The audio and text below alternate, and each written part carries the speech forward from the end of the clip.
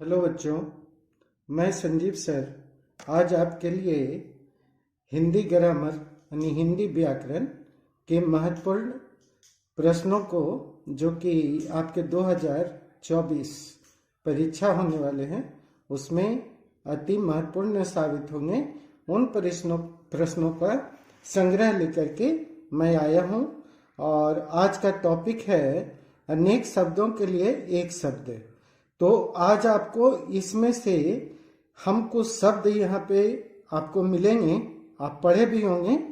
उन शब्दों को ध्यानपूर्वक देखिए और उसके एक ऑप्शन को चूज कीजिए कि कौन सा उसमें से सही है, उस ऑप्शन को हम पकड़ेंगे। तो चलिए सबसे पहले शुरू करते हैं। पुत्री का पुत्र यानी पुत्री का बेटा पोता होगा, नाती होगा कि आपका यहाँ पे बेटा या फिर बेटी। तो पुत्री का जो पुत्र होता है उसको हम लोग कहते हैं नाती। ठीक है, ऑप्शन कौन सा हो गया? बी। जिसका नाथ न हो यानी जिसका कोई न हो उसका कौन होता है? भगवान, ईश्वर या फिर अनाथ कहलाता है या हरि कहलाते हैं। तो चलिए इसमें से कौन सा होगा? तो आपको पता है कि जिसका कोई नहीं होता है उसे हम अनाथ कहते हैं, और जिसका सब कोई होता है उसको सनाथ कहते हैं। ठीक है। अच्छा बोलने वाले को हम क्या कहते हैं? वक्ता कहते हैं, वक्ता कहते हैं, सुनता कहते हैं या सुवक्ता कहते हैं। सुवक्ता का मतलब हो गया अच्छा वक्ता जो बोलता हो। तो यहाँ पे अच्छा बोलने वाले को हम क्या कहेंगे? वक्ता कहेंगे या वक्ता कहेंगे, सुनता कहेंगे या सुवक्ता। तो डी यहाँ पे सही है आपका। मरने के जो करीब हो उसको क्या कहेंगे? मरणासन, जीवन मरण, मरण ही मरण और डी में कोई नहीं। तो मरने के जो करीब हो उसको हम मरणासन कहते हैं। ठीक है। नेक्स्ट जो आपका 5 है, देखने की इच्छा त्रितृषा कहलाता है, त्रितृषा कहलाता है, दृदृषा कहलाता है या फिर द्रष्टव्य कहते हैं या दृष्टि कहते हैं। तो इसमें से जो सही होगा कि जिसको देखने की इच्छा होती है उसको दृषा कहते हैं। और ज्ञान देने वाली को हम क्या कहेंगे? ज्ञानदा कहेंगे, ज्ञानी कहेंगे, ज्ञात कहेंगे या फिर कोई नहीं। यहाँ तो कोई नहीं। तो अब आप बताइए कि ज्ञान देने वाली को हम क्या कहते हैं? ज्ञानदा कहते हैं। ज्ञानदा कौन है? माँ सरस्वती। जिसका अर्थ न हो उसको क्या कहेंगे? निरर्थक, अर्थात, अर्थवान और डी में कोई नहीं। तो आप बताइए जिसका अर्थ न हो उसको हम क्या कहते हैं? निरर्थक। और जिसका अर्थ होता है सार्थक। ठीक है, दोनों हो गया। जिस कन्या का विवाह हो गया हो उसको क्या कहेंगे? आयुष्मती कहेंगे, सौभाग्यवती कहेंगे, कुमारी कहेंगे कि सुहागी कहेंगे। तो सही आंसर इसमें से कौन सा होगा? जिस कन्या का विवाह हो गया हो उसे हम सौभाग्यवती कहते हैं। और जिस कन्या का विवाह होने वाला हो, ये भी आया हुआ ये भी आया हुआ, उसको हम क्या कहेंगे? कि जिसका विवाह होने वाला हो।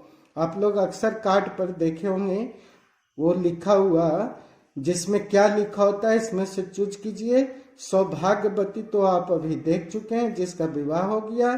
तो अब ये दोनों में चूज करना। डी तो कोई नहीं है, तो आयुष्मती होगा कि सुहागी होगा? तो सुहागी तो नहीं होगा, आयुष्मती होगा। और जिस बच्चा का विवाह होने वाला हो, जिसका विवाह होने वाला होता है उसे आयुष्मान कहते हैं। और जिसका होने वाला होता है लड़की यानी कन्या, उसको हम आयुष्मती कहते हैं। तीव्र बुद्धि वाले को हम क्या कहेंगे? बोलिए। कुशाग्र कहेंगे, बुद्धिमान कहेंगे, समझदार कहेंगे। तो जिसका बुद्धि तीव्र होता है बच्चों उसे हम कुशाग्र कहते हैं। जिसने यश प्राप्त किया हो उसको क्या कहेंगे? बताइए। तेजस्वी कहिएगा, यशस्वी कहिएगा, गुणवान कहिएगा? बताइए। तो जिसने यश प्राप्त किया हो उसको हम कहते हैं यशस्वी, जिसकी ग्रीवा सुंदर हो। ये तो आप बच्चे से पढ़ते आए हुए हैं, तो बताइए हमें, सुंदर होगा, सुग्रीवा होगा कि सुग्रीव होगा? तो सही आंसर कौन सा होगा? सी, सुग्रीव। शिव के उपासक को हम क्या कहते हैं? शिवम कहेंगे कि शैव कहेंगे कि शिवत्व कहेंगे? तो 13 का सही आंसर कौन सा होगा? सही होगा शैव। जिसके 2 पद हों, पद मतलब पैर, जिसके 2 पद हों, द्विपद कहेंगे, त्रिपद कहेंगे कि द्रुपद कहेंगे? बताइए। तो उसको हम द्विपद कहते हैं, ऑप्शन ए सही। प्रश्न 15 को देखिए, जिसके पानी में बीना हो। पानी का मतलब क्या होता है? हाथ। हम बताएं इसके एक और जो आपका ग्रामर सेक्शन लिए थे वहां पर भी बताए थे, जिसके पानी में बीना हो यानी हाथ में बीना हो, उसको हम क्या कहेंगे? बीना पानी कहेंगे। और जिसके हाथ में ब्रज हो उसको ब्रज पानी, और जिसके हाथ में चक्र हो उसे हम चक्र पानी। तो यहाँ तो बीना पानी आंसर सही होगा। गोद में सोने वाले को क्या कहते हैं? देखते हैं, अक्सर बच्चे माँ के गोद में सो जाते हैं, उसको हम बालक कहेंगे, पुत्र कहेंगे कि अंक साई कहेंगे? बताइए। चूंकि बच्चे गोद में सो जाते हैं तो अंक साई होंगे, अंक का मतलब ही गोद होता है। गुरु के समीप रहने वाले को क्या कहेंगे? बज बटुक, ब्रह्मचारी, अंतेवासी, डी में कोई नहीं, जहां डी नहीं है कोई नहीं। तो यहाँ पे जो सही आंसर होगा बज बटुक कहेंगे। जिसका खंडन न किया जा सके, बताइए, जिसका खंडन हम नहीं कर सके उसे क्या कहेंगे? अखंडनीय की ध्वनि की प्रकाश। जिसका खंडन हो तो खंडनीय हो गया, जिसका खंडन न होगा अखंडनीय हो गया। तो ऑप्शन ए सही हो गया। जिसका जन्म पहले हुआ हो, बताइए, वो बड़ा होता है, पूर्वज होता है, अग्रज होता है? तो जिसका जन्म पहले हुआ होता है उसे हम लोग क्या कहते हैं बाबू? अग्रज कहते हैं। ऑप्शन कौन सा होगा 19 का? सी, है ना। और जिसका जन्म पीछे हुआ उसे अनुज कहते हैं। जिसके बिना काम न चल सके उसको आवश्यक कहेंगे, जरूरी कहेंगे, अपरिहार्य कहेंगे? डी में कोई नहीं। कौन सा ऑप्शन सही होगा? तो अपरिहार्य होगा ये। जो खाने योग्य हो, बताइए, शुद्ध होगा, स्वच्छ होगा, खाद होगा, ग्रहणीय होगा? ग्रहणीय तो ग्रहण करने योग्य होगा तो ग्रहणीय होगा। अब इसमें से स्वच्छ, शुद्ध की खाद? तो खाद सही होगा, सी। हमेशा रहने वाले को हम क्या कहेंगे? जो हमेशा रहे तो उसको शाश्वत कहेंगे, श्रद्धा कहेंगे, पार्थिक कहेंगे कि डी में कोई नहीं? तो जो हमेशा रहने वाला होता है उसे शाश्वत कहते हैं। जो सब कुछ जानता हो उसे क्या कहिएगा? आज्ञ कहिएगा, सर्वज्ञ कहिएगा, सुदर्शन कहिएगा? बताइए कौन सा सही होगा? तो सर्वज्ञ होगा। ठीक है, जो सब कुछ जानता हो उसे हम सर्वज्ञ कहते हैं, बी सही। ईश्वर में विश्वास करने वाले को क्या कहेंगे? बताइए हमें। जो ईश्वर में विश्वास कर रहे उसे आप क्या कहिएगा? बताइए। शैव, आस्तिक, नास्तिक? तो आस्तिक होगा, जो नहीं करे उसे नास्तिक। जिसके सिर पर चंद्रमा हो, चंद्रशेखर की चंद्रप्रभा की रजनीश? तो 25 का सही आंसर कौन सा होगा? यहाँ पे बताइए। जिसके सिर पर चंद्र हो, चंद्रशेखर। जिसके हाथ में चक्र हो, अभी बताए हैं आपको हम, जिसके हाथ में चक्र हो अभी बताए थे, चक्र पानी कहलाता है बच्चों। देख लीजिए यहाँ पे ऑप्शन 15 का कौन था? जिसके हाथ में बीना हो तो बीना पानी, जिसके हाथ में चक्र हो चक्र पानी, और जिसके हाथ में ब्रज हो ब्रज पानी। चलिए, तो यहाँ पे सही आंसर कौन सा होगा? तो सही होगा सी। गोद लिया हुआ पुत्र क्या कहलाता? गोदनामा, दत्तक पुत्र या दत्ताश्रेय? बताइए। तो सही होगा आंसर यहाँ पे दत्तक पुत्र कहलाता है। जीवन भर जो साथ आपका करे ये रहे, जिंदगी आजीवन सजीवन? बताइए। तो सही कौन सा होगा बच्चों? यहाँ पे ऑप्शन देखिए, चेक कीजिए, सही हो जाएगा आपका यहाँ पे क्या चीज? आजीवन। निरीक्षण करने वाले को क्या कहते हैं? परीक्षक, अन्वेषक, निरीक्षक? सही बताइए।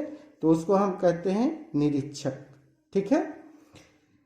जो बहुत बोलता हो बागीस कहलाता है, बाचाल कहलाता है, गुणवान कहलाता है।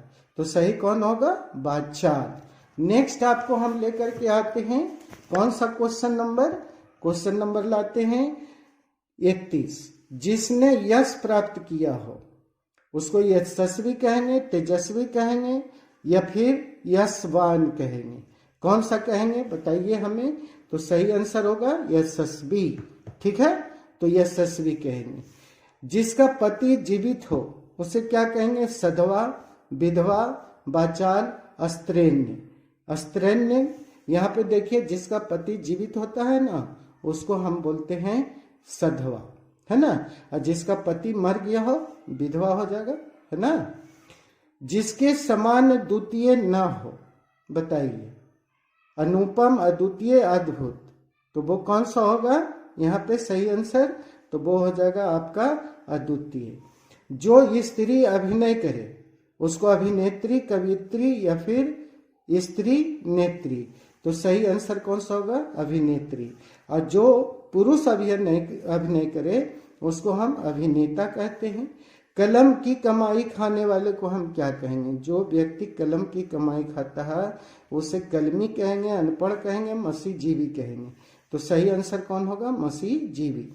जिसका आशय महान हो उसे सुआशय कहेंगे, महाशय कहेंगे, दुराशय कहेंगे। डी तो आपका बच्चों कोई नहीं जब रहता है तो हम छोड़ देते हैं उसको, डी कोई नहीं। तो इसमें आंसर आपका हो जाएगा यहाँ पे महाशय। अपना मतलब साधने वाले को आप क्या कहेंगे? बोलिए। जो अपना मतलब साधता हो, मिट्ठू, खट्टू, स्वार्थी, तो स्वार्थी हो गया। सी सही। जिसका जन्म पसीने से हो, ये 38 है। चलिए, तो पसीने से जिसका जन्म हो उसको बदबू कहेंगे, स्वेदज कहेंगे, गंधदार कहेंगे। तो सही कौन सा होगा? स्वेदज, बी। किसी काम में दखल देना हस्तक्षेप कहलाता है, कर्मशील कहलाता है, काम दखल कहलाता है। 39 का सही आंसर कौन सा होगा? तो यहाँ पे हस्तक्षेप होगा, ये होगा सही। 40 जो पढ़ा हुआ न हो उसको अपठितव्य, पठितव्य या अपठित कहते हैं। तो यहाँ पे सही आंसर कौन सा हो जाएगा? वो हो जाएगा आपका अपठित। तो सही हो गया यहाँ पे अपठित। तो ये बच्चों आज हमने आपको टोटल 40 प्रश्न करवाए जो अनेक शब्दों के लिए एक शब्द थे। उन सभी को हमने आज आपके सामने रखा, एक एक करके सबका आंसर बताया। बच्चों आप इन सबको अच्छे से देख लीजिए और परीक्षा में जाने से पहले एक बार जरूर इस पे ध्यान दीजिए। और आपका हर एक नंबर मेरे लिए मूल्यवान है।